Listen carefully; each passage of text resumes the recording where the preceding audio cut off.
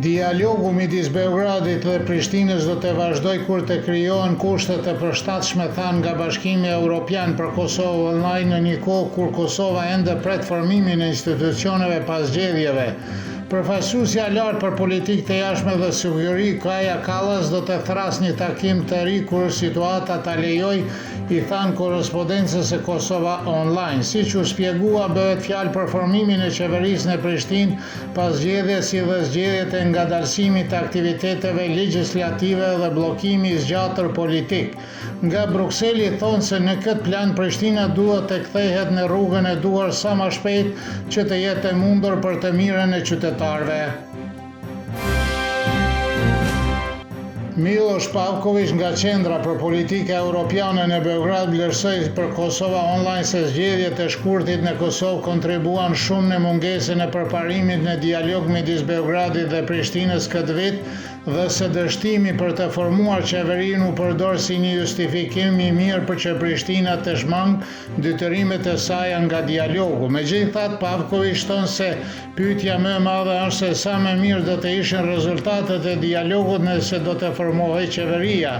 Me duket se as dialogu dhe as normalizimi me Beogradin dhe veçanërisht jo asociacioni i komunave me shumicë serbe nuk ishin në krye të agjendës për vetëvendosjen as në vitet e kaluara, thekson Pavković. Profesori i shkencave politike Nejmedin Spahiu vlerësoi për shkak të zgjedhjeve në Kosovë dhe mungesës së krijimit të institucione viti që po mbaron është i humbur për dialogun midis Beogradit dhe Prishtinës, gjë që sipas tij është një humbje e madhe për shkak të së cilës i vuajnë jo vetëm Kosova dhe Serbia, por edhe i gjithë rajoni.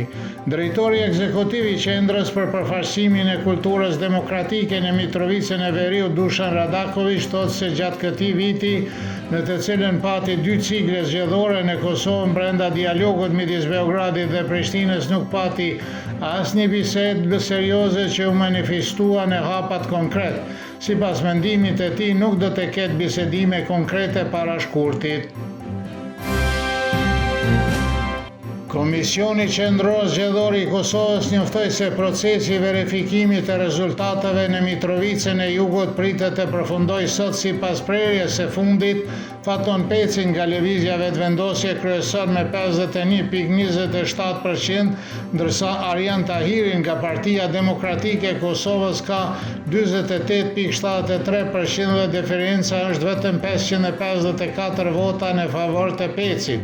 Partia Demokratike e Kosovës njoftoi se të mërkurën i ka paraqitur një ankesë panelit zgjedhor për ankesa dhe parashtresa në lidhje me situatën në qendrën komunale të numërimit në Mitrovicën e Jugut. Nga kjo parti ata kërkuan rivotim në atë komunë.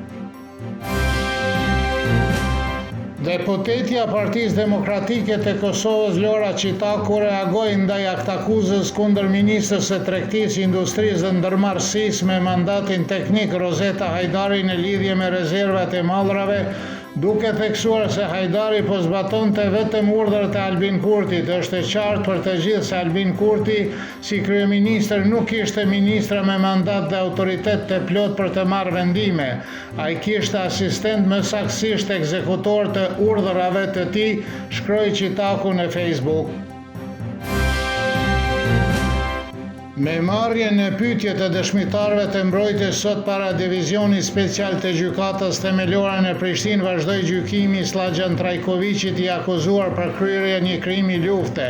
Sipas avokatit, ky dëshmitar në dëshminë e tij akuzoi Trajkovićin për një vepër që as nuk ishte i përfshirë në aktakuzë. Slaxhan Trajković është një ish pjesëtar i policisë së Kosovës dhe u arrestua në dhjetor të vitit 2022 në Mitrovicën e Jugut. Prokuroria speciale akuzon atë për krime lufte të kryera kundër popullatës civile në periudhën nga viti 1998 deri në vitin 1999 në komunën e Vushtrisë.